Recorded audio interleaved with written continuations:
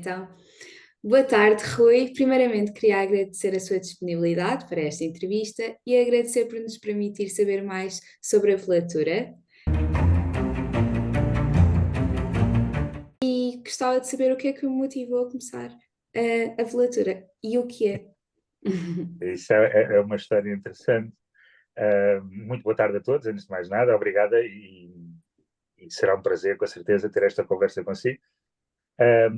A velatura começou, podia lhe dizer, por acidente, ou seja, eu sou de uma geração em que as escolas de arte ainda estavam a começar, não só em Portugal, mas na Europa.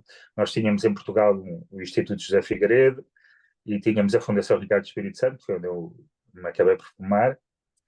Mas não havia, quer dizer, não havia licenciaturas nessa altura na área da conservação e restauro de património.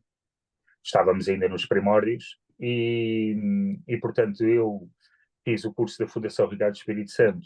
Na altura era um curso de 3 anos, mais um ano que tive nas oficinas de 4 anos, sensivelmente, e estava determinado a ser artista. Portanto, eu estava, a, a, a minha, a minha, a minha lógica naquela altura, não é? E ainda a sair da fase da adolescência era criar o meu próprio nome, a minha própria identidade artística e trabalhar, não em conservação e restauro, mas num processo mais criativo.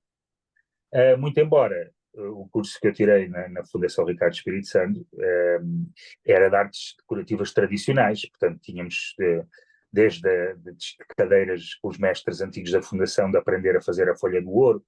Portanto, a folha do ouro não se comprava nas lojas como se compra agora, não é?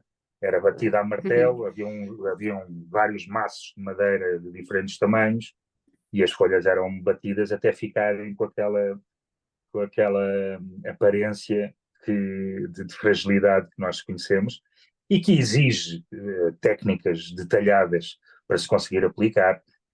Por exemplo, tem que se ter um coxim, que é uma espécie de um livro, vamos supor um livro, Ok. onde as folhas de ouro estão atrás de umas reservas, digamos assim, e que permitem que o ouro não se desfaça simplesmente com o nosso respirar, não é? Não levante e, portanto, são técnicas que têm a sua beleza, não só por estarem em desuso e a desaparecer, mas porque nos permitiam perceber como é que as gerações que nos antecederam faziam os trabalhos riquíssimos que faziam em talha dourada, por aí afora. Portanto, eu quando saí da Fundação foi isso. O meu caminho estava traçado, ser artista.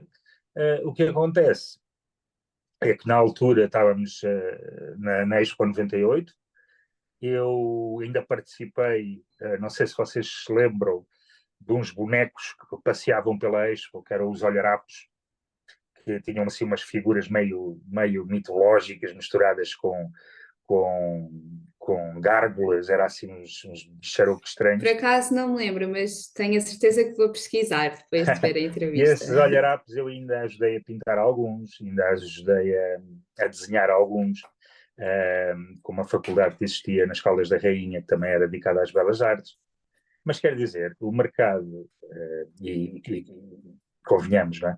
O mercado das artes não é um mercado fácil, o nosso país é limitado em termos geográficos, a economia do nosso país também não é das mais ricas do mundo, não é? Como todos sabemos, portanto, a minha necessidade de realização começou a ser superada pela necessidade de formar a família, que era outro meu sonho, ter Claro. filhos, portanto foi assim que pensei na alternativa da conservação e restauro.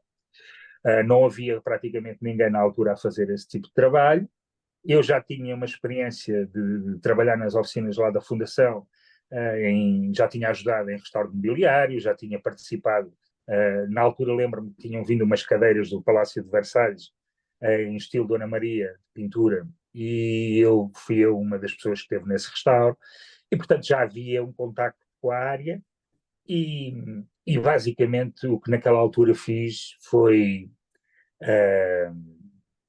tão simples quanto isto, abri uma empresa e consegui, na altura, ter o capital mínimo penso que eram, ainda eram contos, acho que eram 1.000 contos, era uma coisa, não sei, já não posso precisar, mas devia andar a rondar os 5.000 euros.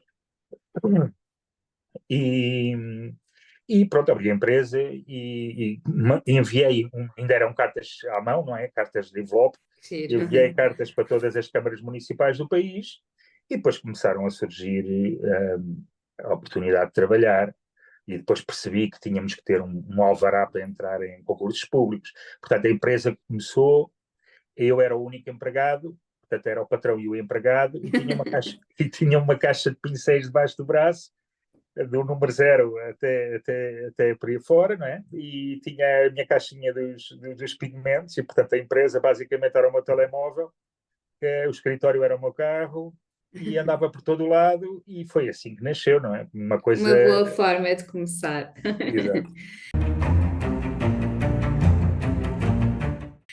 Eu ia lhe perguntar qual foi o seu maior desafio. Pode-se dizer, se calhar, que a arte não é um setor fácil em Portugal, ou se tem outro maior desafio que enfrentou no início da sua empresa?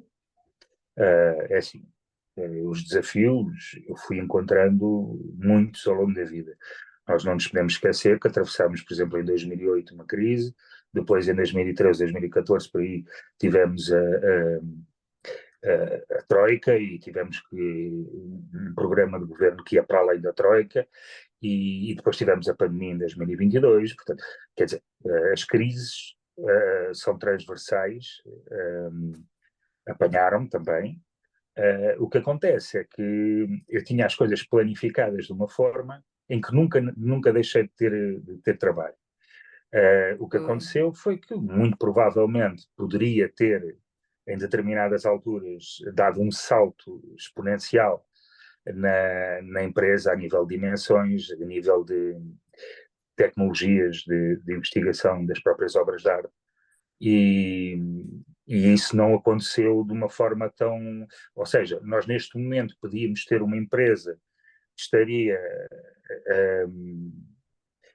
digamos, financeiramente desafogada, rica, digamos assim, e não fomos por aí. Ou seja, ficámos sempre. Os empregados que tínhamos eram aqueles que ainda hoje trabalham connosco. Boa. Ou seja, recalculámos a estratégia da empresa e tivemos que fazer uma adaptação que requereu, portanto, houve ali entre o crescer e o solidificar as bases, nós preferimos solidificar as bases e não faltar a ninguém e, portanto, mesmo em termos de estratégia empresarial, optámos por ficar sempre como uma microempresa porque isso permite-nos fazer trabalho de excelência e na arte o trabalho tem que ser sempre de excelência. Claro que sim. Eu ia perguntar o que é que torna a sua empresa diferente das outras neste mercado. Será essa a mesma razão pela qual acabou de explicar? E não só.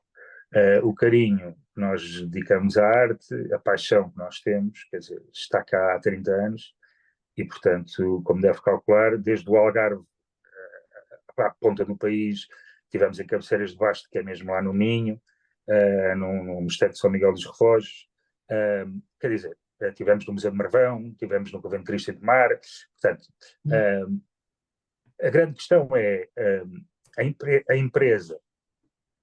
A empresa passou por toda essa atividade que nós falámos ainda há pouco, mas também formámos muita gente para o mercado de trabalho. Boa. E essa é uma chancela que eu, a nível pessoal, quando estou a passar fases menos positivas, quer a nível pessoal, quer a nível da empresa, tento-me sempre lembrar das pessoas todas que formei para o mercado de trabalho, que posso lhe dizer que são umas largas centenas, e, portanto, aquilo que nos distingue em relação às outras empresas, é também a linha, que é muito importante mencionar isto, a linha que define o que é a conservação e restauro de património, que há muito pouca gente que tem essa noção, mas nós temos uma linha de conservação e restauro que vem, que tem uma vertente nórdica de abordagem e temos uma linha de conservação e restauro que vem da linha da vertente italiana. Eu, pessoalmente, como venho das oficinas da Fundação, e por uma questão de entendimento pessoal, sigo a linha italiana. A linha nórdica não a posso rejeitar, ela está cá, está implementada, mas ela define que a obra de arte, a área da obra de arte que é intervencionada deve ser claramente visível para não misturar o trabalho do restauro com o trabalho do artista. Na técnica italiana, nós entendemos que o artista também tem uma palavra a dizer, e um artista, quando realiza uma obra de arte, também é com o sentido estético, e, portanto, se nós deixamos grandes diferenças entre o suporte original feito pelo artista e a área de restauro, estamos, obviamente, a manipular, digamos assim, a desvirtuar a leitura que o artista tinha passado para o conjunto. E, portanto, há técnicas, como por exemplo o regatino, que são, portanto, a zona que é num quadro, numa pintura, por exemplo, uma zona que sofre um preenchimento porque a tela se rompeu, foi rasgada, houve um acidente. Essa zona que tem que ser refeita, normalmente é feita uma aquasporca, que é uma base de pintura já mais ou menos ao tom, mas depois para completar são postos tracinhos, mesmo à cor que o artista tinha afinado, e são postos tracinhos ao lado, milimetricamente uns dos outros, o que permite que a uma distância de um palmo, digamos assim, se consiga perceber o que é restauro do que não é, mas a uma distância de 1 metro ou 2 já não se consegue, e portanto preservamos ao mesmo tempo a ideia que o artista tinha, enquanto preservamos também a diferença, mas é uma diferença quase microscópica que pretenda separar o trabalho que foi realizado de intervenção do trabalho original. Então é um trabalho delicado, certo? Sim, é um trabalho muito delicado e é um trabalho que se tem que ter paixão naquilo que se está a fazer, porque temos que trabalhar nele todos os dias, temos que pensar nele todas as noites, muitas vezes eu deito-me a pensar em questões que precisam de ser resolvidas, seja a nível, por exemplo, estrutural de um altar que foi atacado pela formiga branca ou pelo inseto xilófago, a chamada térmica, não é? Na gíria. Sim, sim, sim. E que comeu a madeira da estrutura e que nós vamos ter que trocar a estrutura sem pôr em causa a derrocada do trabalho artístico e a perda dos elementos originais, e, portanto, é um trabalho que, sim, é um trabalho de sacerdócio, digamos assim, para os médicos. Há bocado falámos em crises, que houveram muitas crises, passou por crises e conseguiu ultrapassar. Queria lhe fazer uma pergunta que é: o que é que a pandemia, ou se a pandemia, afetou o seu negócio? E se sim, como deu a volta à situação? Bom, eu em relação à pandemia, tenho que lhe dizer o seguinte: eu aproveitei a fase da pandemia para fazer um atalho que precisava de fazer a nível profissional, porque muito embora eu esteja realizado e esteja muito bem, graças a Deus, implementado nesta área no nosso país, a minha esposa na altura era advogada e ela trabalha em direito internacional, portanto um direito financeiro na área do compliance regulatório, e o que eu fiz foi fazer um hiato temporal durante toda a pandemia para ir com ela para a Suíça, para ela também apostar as fichas dela na carreira dela, e portanto eu passei por essa fase na Suíça a trabalhar por prazer, a fazer uma coleção de arte minha, desenhada e pintada por mim, e que depois foi comercializada nas galerias de arte de St. Gallen, naquela zona do cantão alemão da Suíça, e portanto eu fiz um hiato temporal na área da conservação e restauro. Agora, neste momento, a minha esposa já voltou a Portugal, já está a trabalhar aqui para uma empresa americana e também tem parcerias com outras empresas, nomeadamente na Suíça, e portanto isso permitiu-me ficar livre para voltar à minha paixão, e portanto retomei com a simplicidade que me é conhecida, pelo menos no grupo de amigos próximo e familiar, retomei a atividade e cá estou eu para abraçar todos os projetos que surgirão. Portanto, eu não tenho uma ideia muito elaborada e aprofundada de como a pandemia O afetou. afetou a área da conservação e restauro de património no nosso país. Mas posso lhe dizer que na altura da Troika tivemos pelo menos um ano e meio em que só saíram um ou dois concursos públicos e os requisitos técnicos eram tão elaborados que só uma ou duas empresas em Portugal tinham capacidade para as fazer e, portanto, prevejo que depois da Troika à pandemia, que não tenha sido muito bom para as empresas portuguesas nessa área, que é um nicho tão apertado de trabalho. Fico muito feliz por ter conseguido juntar o amor da sua esposa ao amor pela sua arte, claro. E já falámos no passado e do futuro. Quais são as maiores mudanças que prevê no seu setor? Está preparado para elas? Claro, claro. Eu estou preparado para elas, mas também julgo que os mais novos, quem está a sair agora da faculdade, a licenciar nesta área, eu penso que o mais importante é as pessoas perderem a limitação das fronteiras, ou seja, nós estamos inseridos na comunidade europeia e neste momento já há concursos que são, e vários, que são elaborados a nível europeu, e que as empresas portuguesas podem concorrer a esses concursos, que estão ligados, por sua vez, a fundos destinados para a preservação do património, fundos esses que são reforçados por todos os países que compõem a União Europeia, e, portanto, eu penso que essa será, com certeza, a viragem de página, o virar de página para a internacionalização da área do património, porque os patrimónios estão sempre muito ligados à cultura dos povos, não é? Claro. E, portanto, não é fácil nós deixarmos virem outras culturas restaurarem a nossa. Mas também temos que ver o contrário. O nosso país é limitado, não há igrejas em todas as esquinas, não há museus em todas as esquinas, e palácios e por aí afora, não temos uma economia muito, muito desafogada e, portanto, a internacionalização parece-me que vai ser a grande alteração para quem trabalha nesta área. Muito bem. E o que é que faz para incentivar a inovação da sua empresa? A inovação é assim. No ramo da arte e da restauração, porque não é um ramo muito conhecido pelas pessoas fora dela, não é? Sim, utilizou agora um termo que quem trabalha no conservação e restauro não gosta nada, que Ok. é Inovação. não, a restauração, porque a restauração é Ah, hotelaria, não é? É ok. conservação e restauro, portanto não se Restauro, ok. utiliza exatamente. E o que é que acontece? O que é que eu prevejo a nível tecnológico? É assim, a conservação e restauro de património obedece, em primeiro lugar, à análise dos suportes originais.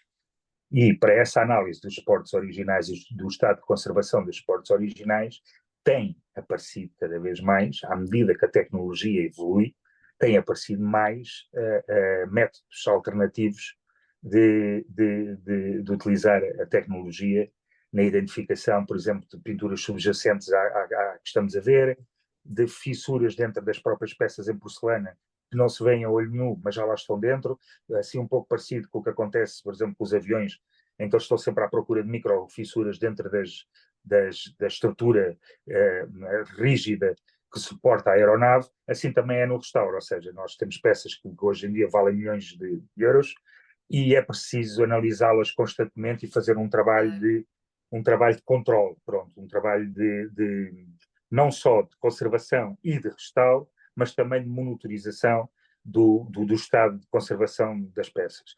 E a esse nível tecnológico têm aparecido muitas soluções e até às vezes torna-se um pouco difícil conseguirmos estar atualizados em relação a essa modernização.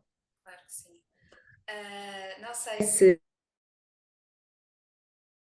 a verdade hoje em dia é a sustentabilidade.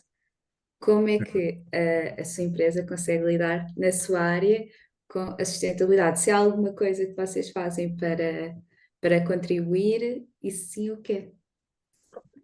Bom, na sustentabilidade, às vezes costuma-se dizer que precisamos dar um passo atrás para podermos voltar a Dar dar dois à dois, frente. claro. E o que acontece é que, por exemplo, como eu fui formado na Fundação Ricardo Espírito Santo, todos os pigmentos, isto para ter uma ideia, todos os pigmentos que nós utilizávamos na pintura eram feitos por nós, ou seja, aprendíamos a fazer pigmentos com base em terras naturais, pós-terra natural, que depois misturávamos com gemas de ovo, com essência de terbentina, com água ras, portanto, éramos nós que fazíamos o pigmento. Hoje em dia compra-se tudo na loja das Belas Artes, vai-se ao mercado e compram-se produtos que têm em si e na constituição dos mesmos químicos